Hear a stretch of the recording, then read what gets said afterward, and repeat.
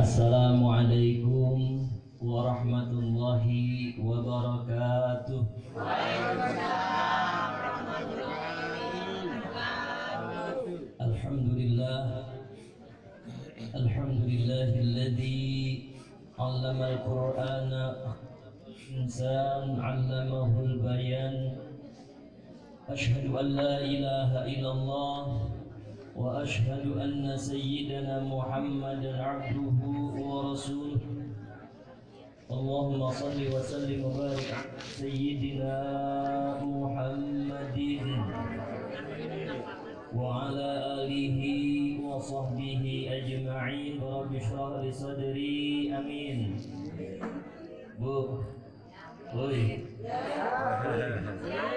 Amin apa amin? Belum, tar dulu. Rabbi shrah li sadri. Amin. Wa yassir li amri wa hlul 'uqdatam min lisani yafqahu qawli. Subhanaka la ilma lana illa ma 'allamtana innaka antal alimul hakim. La haula wa la quwwata illa billahil aliyyil azim.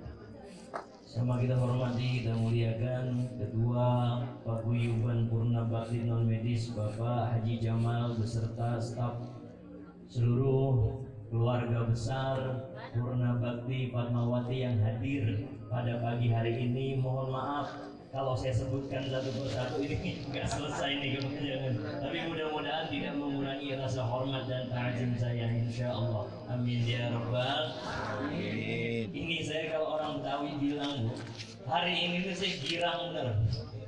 Saya ini hari ini nggak merasa sebagai tamu, tapi hari ini saya merasa sebagai anak yang kembali hadir dan duduk bersilaturahim di tengah-tengah keluarganya. Insya Allah. Amin ya rabbal.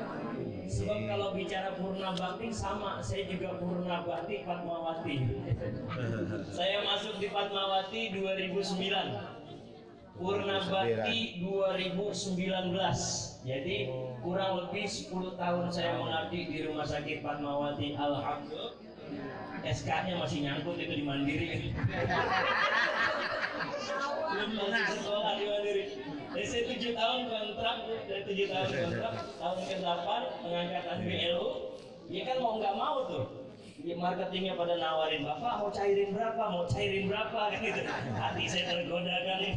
Akhirnya itu SK saya sekolahin. Tahun kemarin baru lunas, alhamdulillah. Ini kita silaturahim. Apa sih manfaat silaturahim ini? Apa sih manfaat halal bihalal ini? Kan begitu ya. Jadi Allah Subhanahu wa taala selama 1 bulan Ramadan kemarin kita sudah puasa. Kita beribadah kepada Allah, betul. Kita puasa mendekatkan diri kepada Allah, itu hablum minallah. Kalau saya enggak sholat, saya dosa enggak kira-kira? Dosa enggak? Dosa, iya. Tapi saya tobat, saya istighfar, selesai urusan saya. Enggak ada dosa lagi kepada Allah. Tapi yang terkait belum minat urusan yang dengan manusia itu, bukan cukup kita hanya tobat dan istighfar kepada Allah Subhanahu.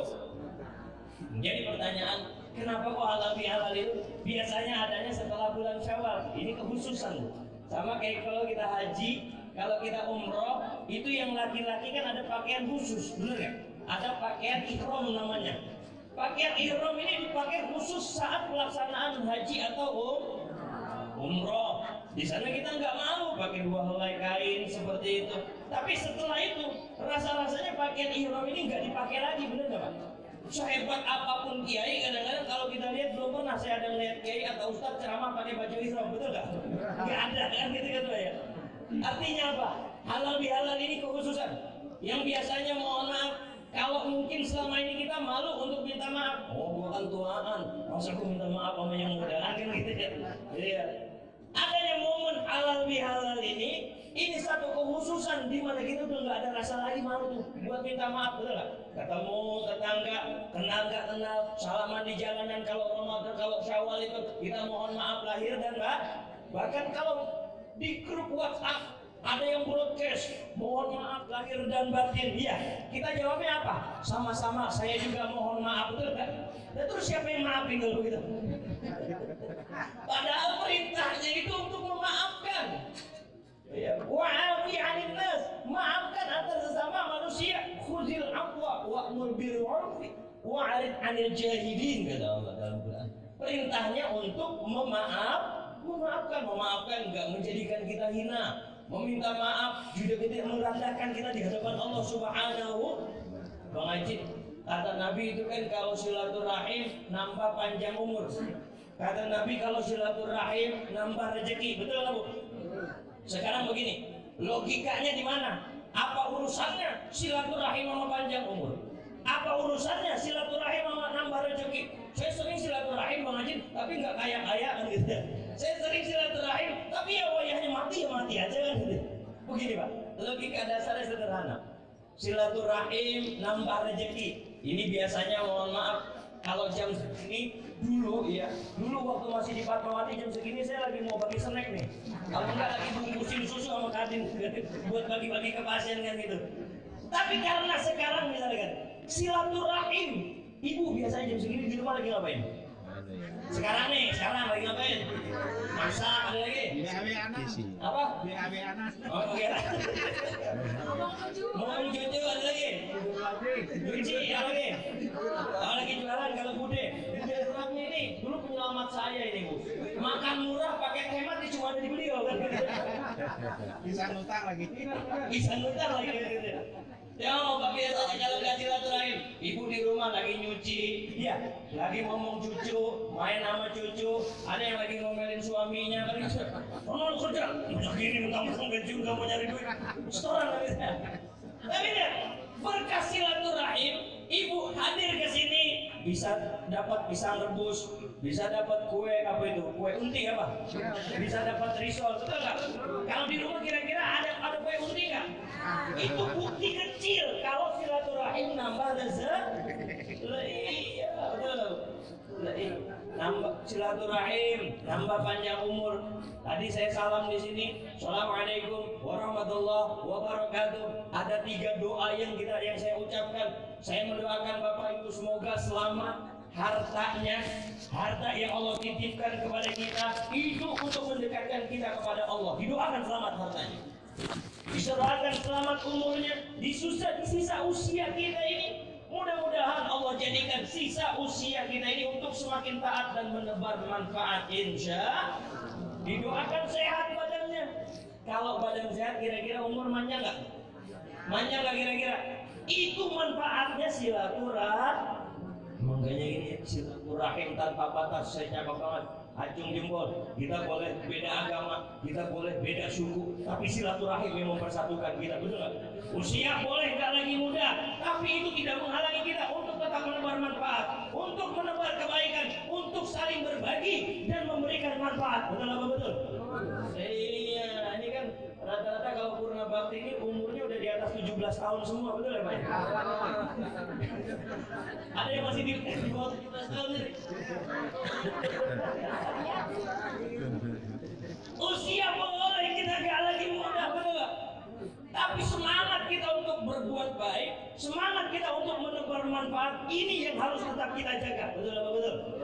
Rasulullah SAW beliau pernah mengajarkan khairun nas anfa'uhum linnas.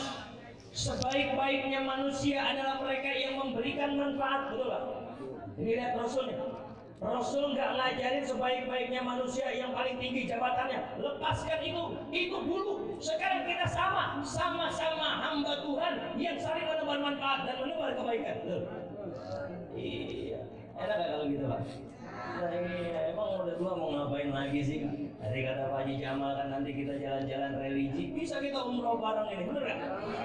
Tidak ada yang gak mungkin, amin ya Rabbal. Mau berangkat umroh? Udah daftar? Ya Allah,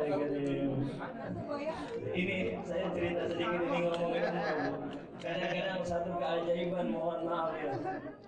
Ini saya akui sebagai dosa saya dulu mungkin. Dulu waktu masih di Fatmawati, saya sering kali itu ngakal-ngakalin absen. datang terlambat sampai 4 tahun. Iya, ada nakal-nakalin absen sering Pak saya dulu tuh lagi di Fatmawati.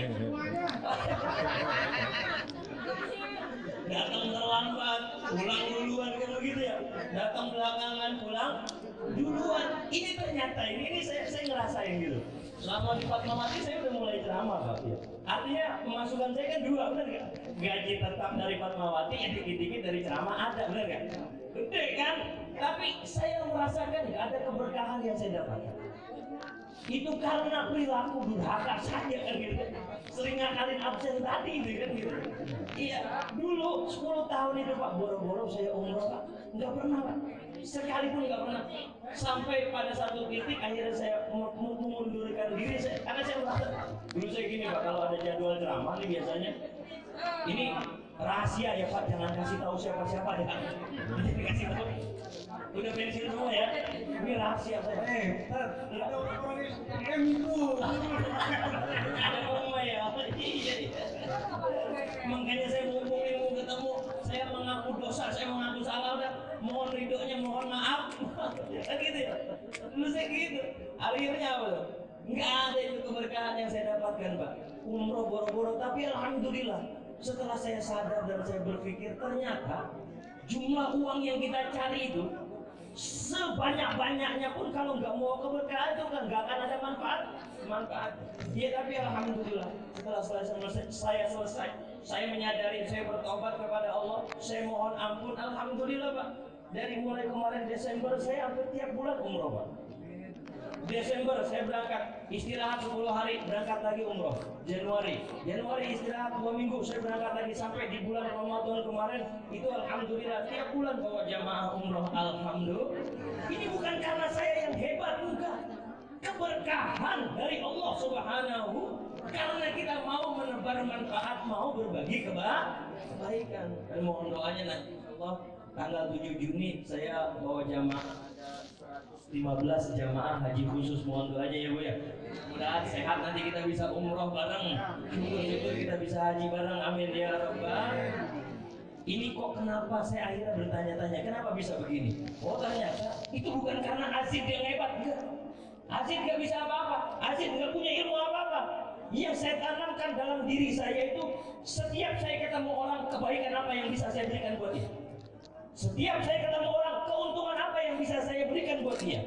Nanti kalau Pak, ini kata Nabi rahasianya begini. La yu'minu ahadukum hatta yuhibba li akhihi ma yuhibbu li nafsihi. Ini rahasianya Pak. Kita udah tua nih, mohon maaf ya. Usia udah lanjut, tenaga udah mulai berkurang. Ini saya sampaikan supaya apa? Kita cerdas dalam berbuat kebaikan. Kata Nabi, sempurnanya iman kita sebagai seorang mukmin itu bukan semata-mata karena kita ahli ibadah. Oh Bang Azid, saya 5 waktu nggak pernah ditinggal, saya 5 waktu selalu berjamaah, nanti saya masuk surga. Belum tentu, nggak jaminan. Yang bilang siapa? Rasul. Kata Rasul, la yadkhulu ahadukumul jannah amaluhu wala anta ya Rasulullah wala ana illa ayyataghammadani Allah bi rahmatin wa fadlin. Nanti kita masuk ke dalam surganya Allah itu Pak, bukan semata-mata karena kita ahli ibadah. Oh Bang Haji, kalau gitu mulai besok subuh saya nggak mau sembahyang lagi. Tapi apa? Kata Bang Haji itu yang sembahyang aja nggak dijamin masuk surga. Yang nggak gitu juga pemahamannya. Lihat endingnya. Yang nanti membawa kita masuk ke dalam surga itu rahmat kasih sayang Allah Subhanahu. Sekarang kita per-peran Pak. Kita hitung-hitungan dah. Pak Haji Jamal akil balik usia berapa Pak Haji Jamal? Akil balik yang normal ya Pak, yang bukan yang dipasang. 15-an. Sekarang Pak Haji Jamal usia berapa? Udah 63. Pak Haji Jamal usia akil balik 15, sekarang 63. Artinya masa beribadah beliau itu 63 dikurang 15 berapa Bu? Berapa Bu? Saya kalau hitung-hitungan saya tanya ibu-ibu Pak. Biasanya lebih cepat yang hitung duit apa lagi kan gitu ya? Berapa Bu? 48, benar kan Pak? Kalau hitung-hitungan ibu-ibu mah cepet. Sama istri saya juga di rumah cepet buat nyari duit. Duit udah seumpetin di mana aja ketemu deh sekali gitu. 48 tahun. Haji Jamal beribadah. Kalau seandainya beliau wafat di usia 100 tahun, berarti masa ibadah beliau kurang lebih 60 tahun, betul nggak? 75 tahun, betul? Selama 75 tahun, Haji Jamal sedekah, beliau sholat 5 waktu, berbuat baik. Pertanyaannya, cukupkah amal 75 tahun itu untuk menebus surganya Allah? Cukup nggak kira-kira? Cukup nggak? Enggak cukup. Itu Pak Haji Jamal yang udah nyampe 60 di. Nah kalau saya baru umur 25 sekarang, kan gitu ya. Berapa? 52. Ya udah yakin aja biar kan girang-girangin orang bahagia kan pahala ya. Saya usia 38 sekarang. Kalau saya akil balik 15, saya wafat misalkan naudzubillah di usia 40 tahun, berarti 25 tahun saya beribadah. Haji Jamal dapat kesempatan 75 tahun beliau beribadah. Cukupkah amal ibadah yang kita kumpulkan selama hidup itu untuk menebus surganya Allah? Cukup apa enggak? Cukup apa enggak? Enggak cukup. Belum lagi kalau ada orang yang akil balik 16 tahun dia meninggal. Berarti baru 1 tahun. Azin 15 tahun beribadah. Azin 15 tahun sholat. Azin 15 tahun bersedekah, dia pergi umroh, belum dipotong dosanya Azin. Yang dulu ngakal-ngakalin absen itu kan dosa, benar? Belum kalau nongkrong, datang nggak bawa rokok, pulang bawa korek kan gitu ya. Marco tahu Marco, maling korek. Banyak dosa yang saya lakukan, pahala potong dosa nggak cukup. Berarti yang membawa kita masuk ke dalam surganya Allah itu rahmat kasih sayang Allah Subhanahu. Dan rahmat Allah itu ini yang penting, ini poinnya. Rahmat Allah itu akan Allah berikan kepada orang-orang yang bagus hablum minallahnya, baik hablum minannasnya, 5 waktunya enggak dia tinggal, sholatnya dia kerjakan, sunnah-sunnahnya dia kerjakan, dengan tetangga dia akur, sama saudara dia enggak pernah mencaci, dengan yang beda agama dia saling toleransi. Ini yang mendatangkan rahmat Allah Subhanahu. Iya kan kadang-kadang kita sering, mohon maaf ini Pak, kita kadang-kadang sering kali dibenturkan, betul nggak? Jangankan dengan yang beda agama, mohon maaf, bentar lagi pilkada nih, bentar lagi pemilu, betul nggak? Iya, jangan sampai kita yang satu iman, seagama dipecah belah. Padahal Allah mengajarkan dalam Al-Quran, kata Allah, wala tasubul ladzina yad'una min dunillah fayasubunallaha adwan bighairi ilmin. Jadi kalau sekarang ada kata toleransi, jangan ajarkan Islam tentang toleransi. Sebelum ada toleransi, Islam sudah berbicara tentang toleransi. Kata Allah dalam Al-Quran, wala tasubul ladzina yad'una min dunillah. Hei orang-orang Islam, hei orang-orang yang beriman, kata Allah, jangan sekali-kali kalian mencaci maki, mengolok-olok, mengejek orang-orang yang beda keimanannya dengan kita. Itu kata Allah. Jelas, Pak? Jelas. Jadi beda iman tidak menghalangi kita untuk berbuat kebaikan. Berbeda keyakinan tidak menjadikan kita halangan untuk saling menebar manfaat. Betul. Kenapa? Kata Allah itu jelas. Wala tasribul ladzina yad'una min dunillah. Jangan mencaci maki orang yang berbeda keimanan dengan kita. Kalau kita saling menghina, mencaci maki, yang timbul hanya ada apa? Perpecahan dan pertentangan. Betul apa betul? Betul apa betul? Makanya sih cakep banget ini girang ular.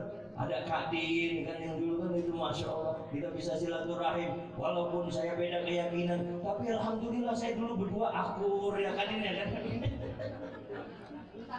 Ya, sama Kak Din, ya di samping akur saya takut kan gitu. Batam nggak datang ya, Batam nggak datang ya. Ya, itu tidak menjadi halangan kita untuk silaturahim. Bapak Ibu sekalian yang dirahmati Allah, kembali lagi tadi saya ngomongin sama Mami. Berkah rezeki, berkah rezeki. Balik lagi. Yang menjadikan kita masuk ke dalam surganya Allah adalah rahmat kasih sayang Allah Subhanahu. Kita kumpul begini, ngapain sih mengaji gitu? Kumpul-kumpul gitu, buang-buang waktu aja gitu, nggak ada faedahnya. Ntar dulu. Ngapain sih itu kumpul-kumpul gitu? Buang-buangnya aja kan gitu ya. Lu sekarang ini manfaatnya banyak tuh. Itu yang ibu makan kan dari duit urunan, betul nggak? Sedekah ya.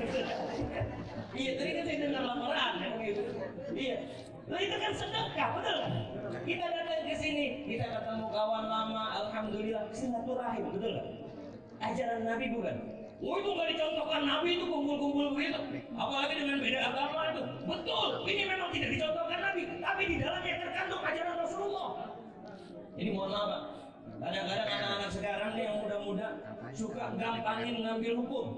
Kata dia kalau tidak dicontohkan Nabi jangan dikerjakan. Entar dulu, kan gitu ya.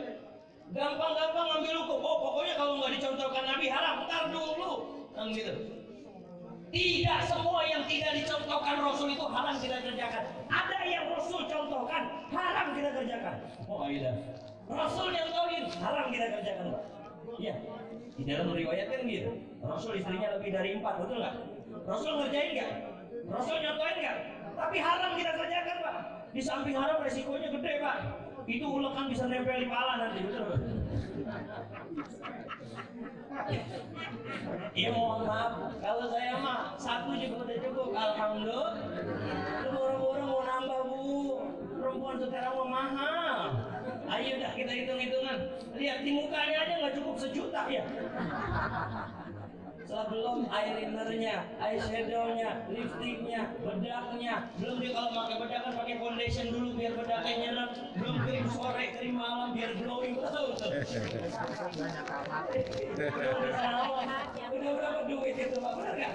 Daripada yang ngatur aja udah betul. Iya.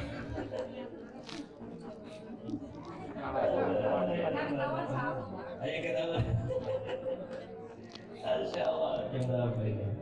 Jadi alokasinya cuma 45 menit ya Bu ya. Iya betul. Ya kalau saya sibuk ceramah mau 2 jam, 3 jam, 4 jam nggak ada masalah Pak Haji ya. Udah biasa. Cuma masalahnya argo jalan terus ini.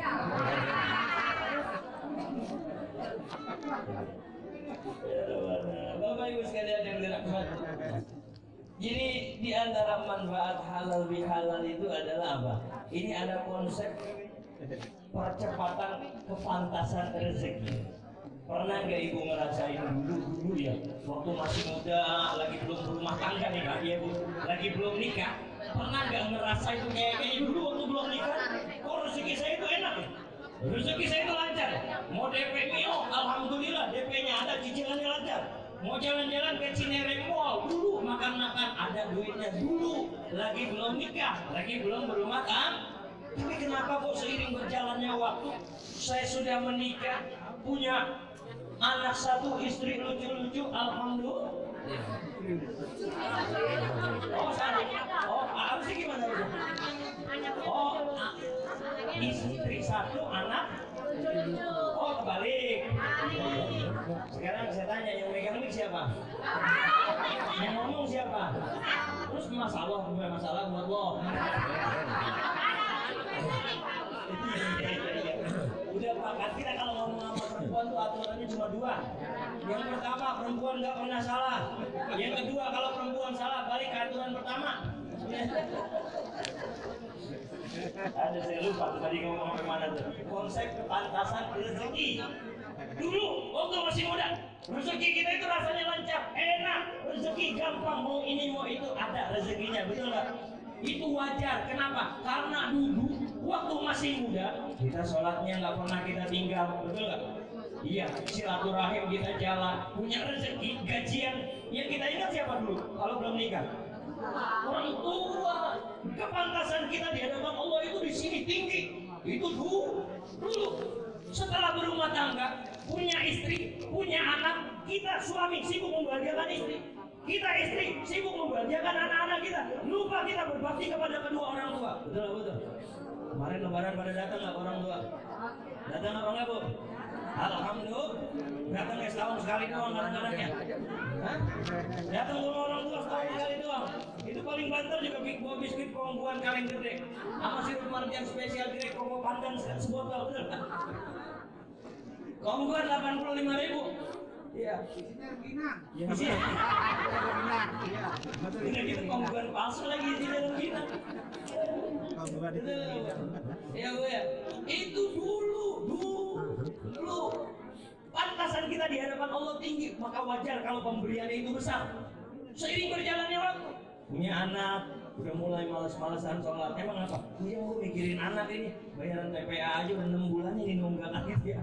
Udah pensiun, mulai malas-malasan sholat. Emang apa? Yang biasanya ada gaji ke-13, biasanya ada remote, ini kok nggak ada kan gitu.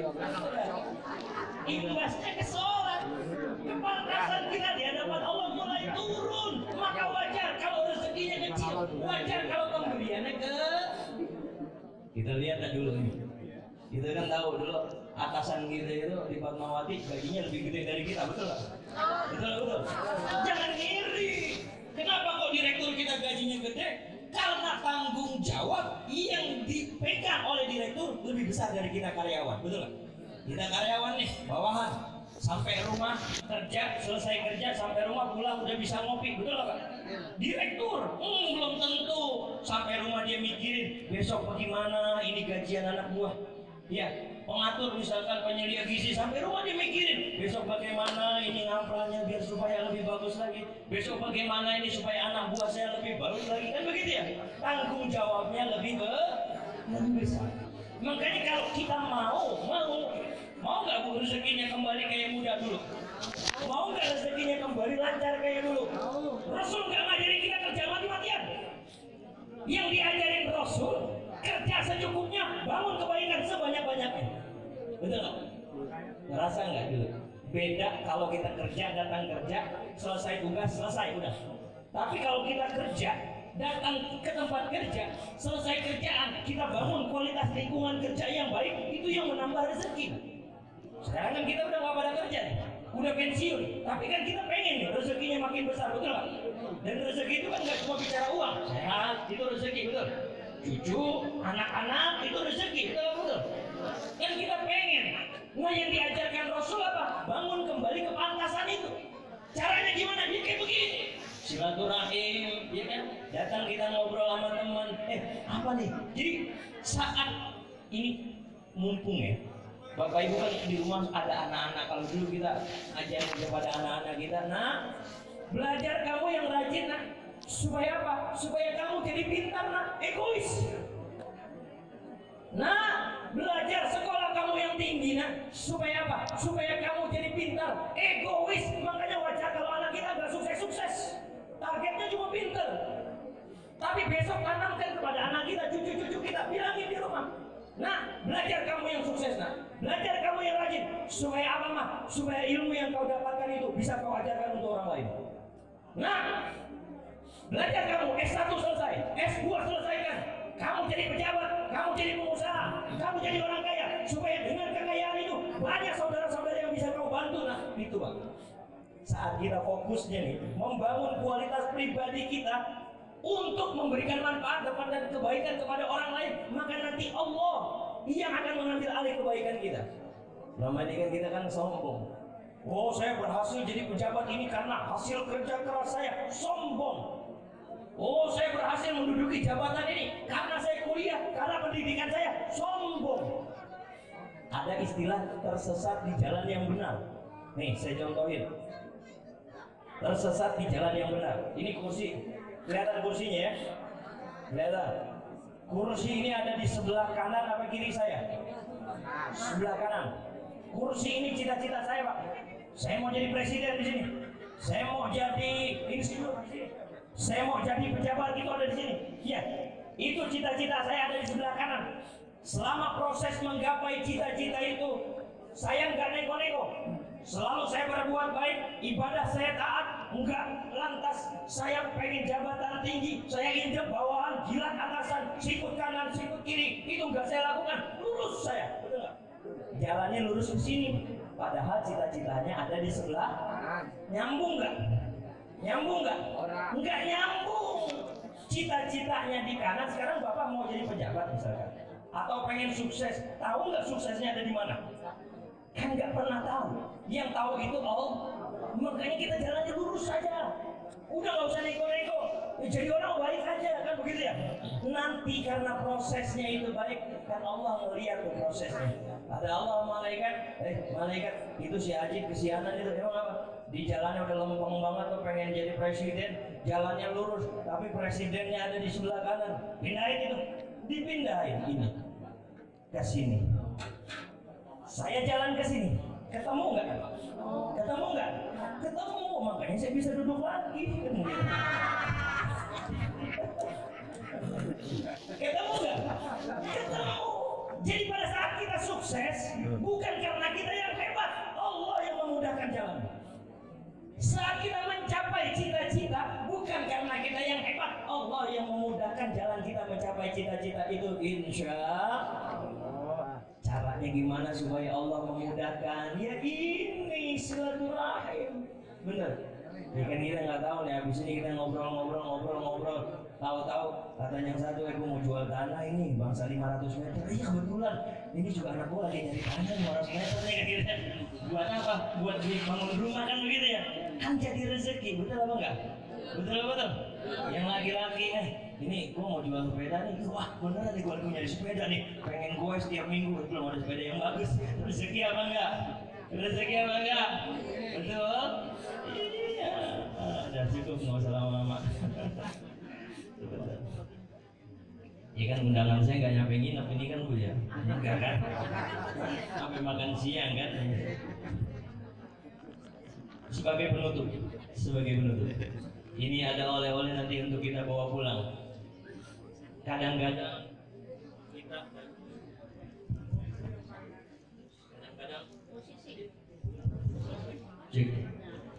kadang-kadang ini sabotase kayaknya begitu ya. Silakan deh. Baterainya. Ciksan. Ya. Terakhir ya Pak ya, sebagai penutup ini buat oleh-oleh kita. Kadang-kadang dalam kehidupan kita itu kita seringkali mengatur Tuhan. Kita seringkali mengatur Allah. Buktinya mana? Dalam kitab Al-Hikam, Imam Ibnu Athaillah beliau pernah menyampaikan, arih nafsaka minat tadbir. Hentikan hati kita dari mengatur Allah Subhanahu wa ta'ala. Sekarang begini, jawab yang kompak. Bapak suruh ngatur RT berani apa enggak? Ibu ngatur RW berani apa enggak? Ngatur lurah berani apa enggak? Ngatur presiden berani apa enggak? Ngatur laki berani apa enggak?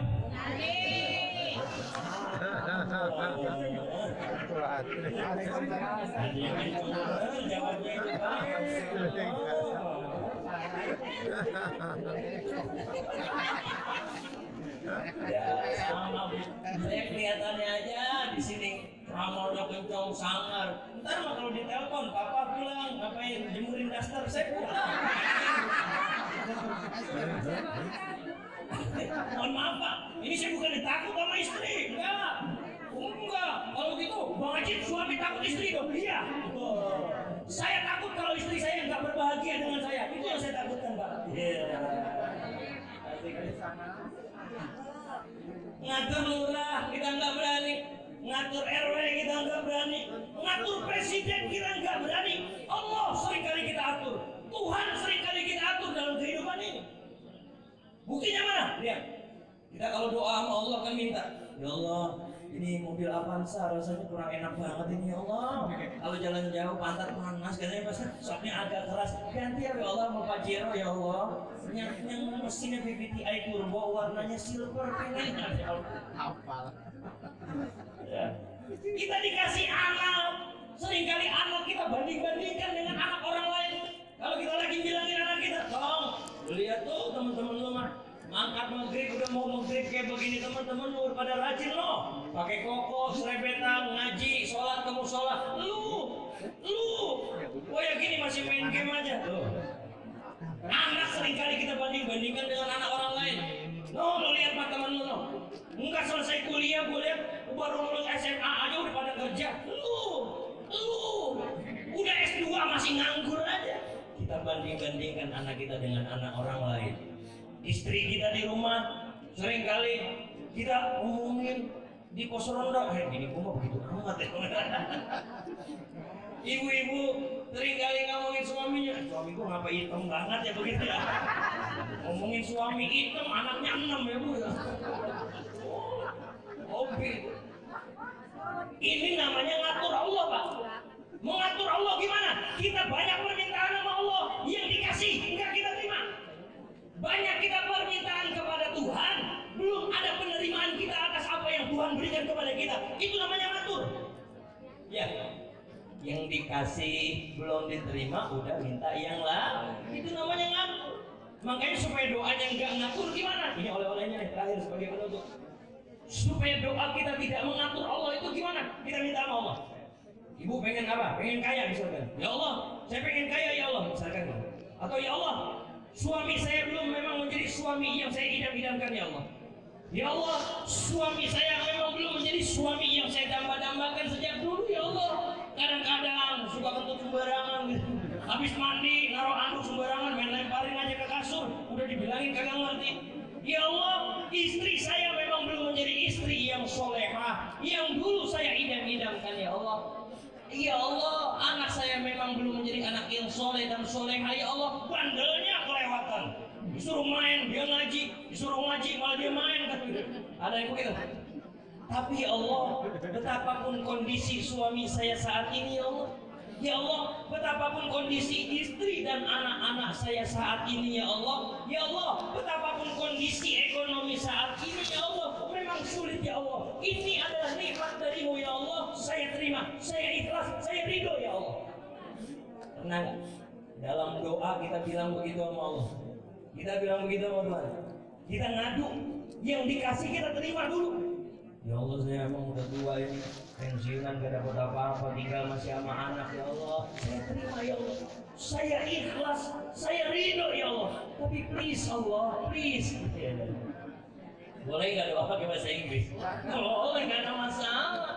Tapi please Allah, jadikan keridhaan saya ini, jadikan keikhlasan saya menerima kondisi saya saat ini ya Allah. Memang kondisi yang agak kesehatan sakit-sakitan ya Allah, saya ikhlas ya Allah, saya ridho ya Allah.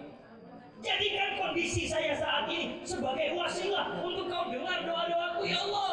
Kembalikan kesehatan saya ya Allah untuk beribadah dan mendekatkan diri kepadamu. Ini bu poinnya. Kita kalau minta doa itu, selama ini kita mungkin minta sehat selesai. Ya Allah saya minta sehat selesai. Ya Allah saya pengen rezeki selesai. Ya Allah saya pengen kaya selesai. Ini Pak, rahasianya. Kalau minta sehat, supaya cepat dikasih sehat oleh Allah, sandarkan doa itu untuk kebaikan. Ya Allah, saya pengen sehat lagi ya Allah. Kalau saya sehat, saya akan lebih taat dan lebih beribadah kepadamu ya Allah. Sandarkan doa kita untuk kebaikan. Ya Allah, saya pengen kaya ya Allah. Kalau saya kaya, saya banyak duit, itu dan tetangga bisa saya bantu ya Allah. Ya Allah, saya panjang umur ya Allah. Kenapa? Saya masih banyak dosa.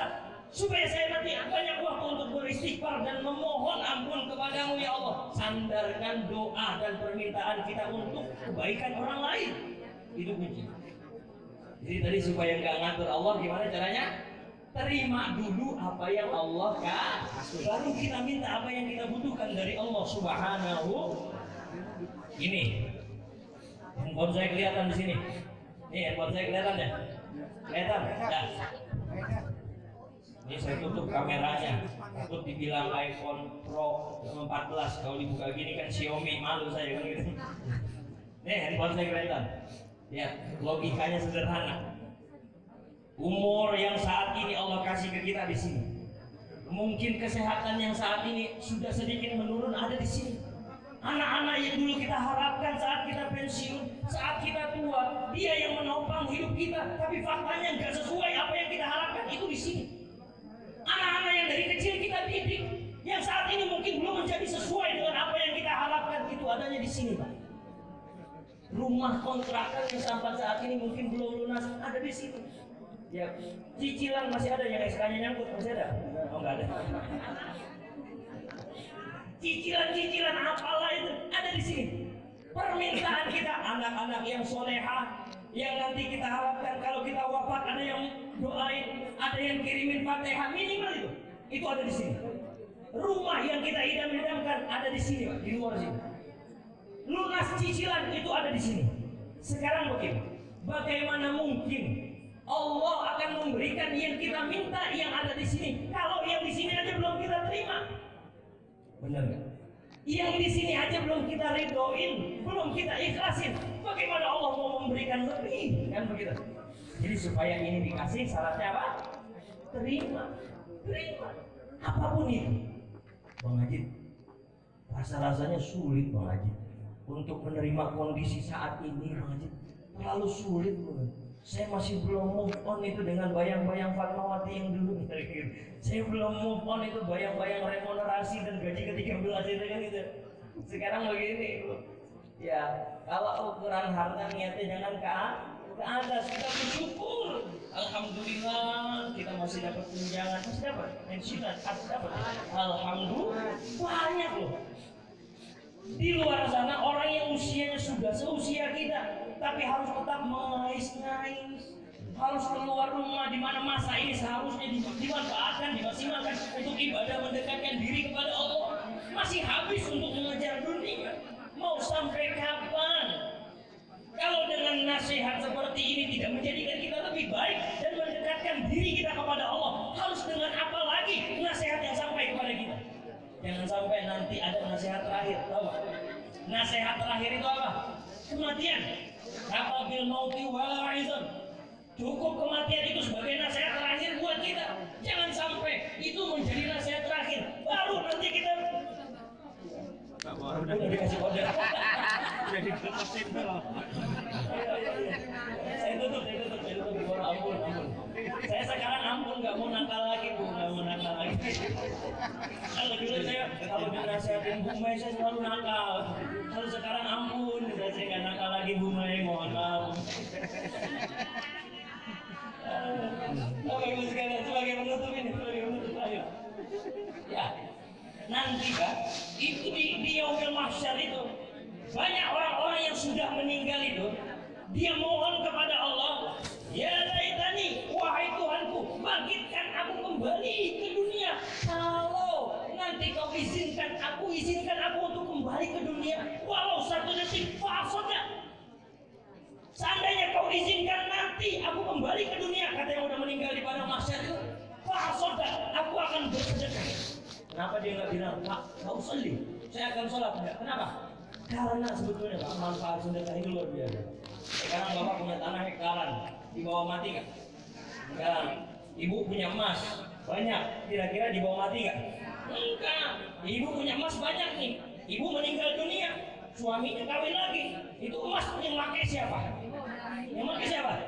Nah iya, makanya daripada dipakai minimum, ya mendingan jual-jualin, sedekahin. Sedekah ini yang menjadi jariah. Kita wafat belum tentu anak doain. Setahun 2 tahun anak bisa ingat doain kita. Saya ngerasain Pak. Jangan kalau saya jalan, contoh saya Pak. Orang tua saya ninggalin kontrakan puluhan tahun, saya ambilin kontrakannya. Nggak ada sedikit pun sedekah saya atas nama orang tua. Saya ngerasain, durhaka saya. Sampai kemarin 2019 itu teguran langsung buat saya. Gaya-gayaan kan saya sebelum 2019 saya mundur dari Fatmawati itu, pernah bakti, masuk Covid taunya. Selama Covid nggak ada penghasilan kok. Ya tahlilan kagak, maulidan kagak, Islam kagak. Saya ngerasa ini ya. Oh ternyata mungkin ini yang dirasain bapak saya di akhirat. Kenapa? Anaknya nggak pernah sedekah atas nama orang tuanya. Duit kontrakannya setiap tahun diambil. Ya, saya nikmati sendiri. Saya terasa, ya Allah, kalau gitu itu kebetulan kontrakan depan rumah saya ada Madura. Tahu warung Madura nggak? Yang depan etalasenya pakai isinya beras, ada bensinnya, yang buka 24 jam, yang kalau kiamat bukanya setengah hari masih gitu. Saya bilang, Pak, mulai saat ini saya nggak perpanjang kontrakannya mulai bulan depan. Tolong Bapak cari kontrakan lain. Kenapa? Ini rumah saya mau jadikan asrama yatim.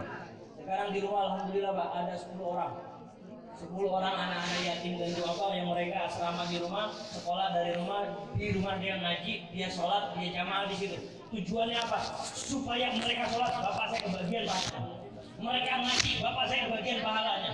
Saya ngerasa durhaka. Saya berharap mudah-mudahan ini bisa menebus rasa durhaka saya kepada orang tua. Makanya kita alhamdulillah yang saat ini Allah berikan kelebihan harta, ya alhamdulillah manfaatkan itu, abadikan.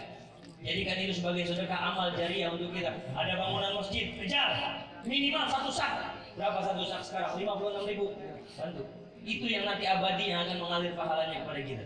Kita wafat, setelah kita wafat meninggal dunia, 1 sak itulah pahala yang akan mengalir kepada kita. Bukan deposit yang ratusan juta yang kita simpan di bank. Kita nggak tahu, benar. Ya Bu ya. Mudah-mudahan dari ini kita baca surah Al-Fatihah. Kita khususkan untuk saudara-saudara, teman-teman kita sejawat yang sudah mendahului kita. Mudah-mudahan Allah ampuni dosanya, dan kuburnya dilipat gandakan balasan kebaikannya. Juga yang sedang sakit, mudah-mudahan Allah berikan kesembuhan. Kita yang hadir pada siang hari ini, mudah-mudahan silaturahim ini menambah kasih sayang di antara kita untuk saling berbagi kebaikan, saling memberikan manfaat. Amin ya rabbal alamin. Wa ala kulli niyatin salihah wa ila hadratin nabi al-fatihah.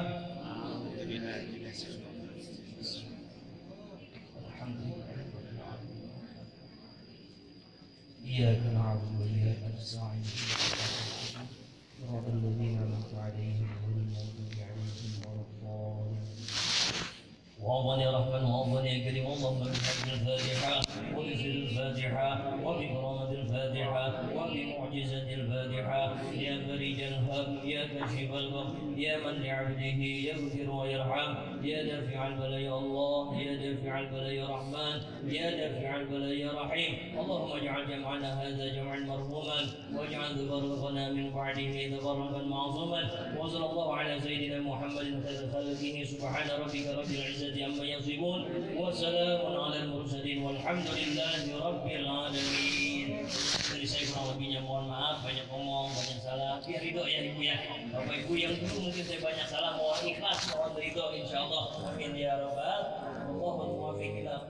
Assalamualaikum warahmatullahi wabarakatuh.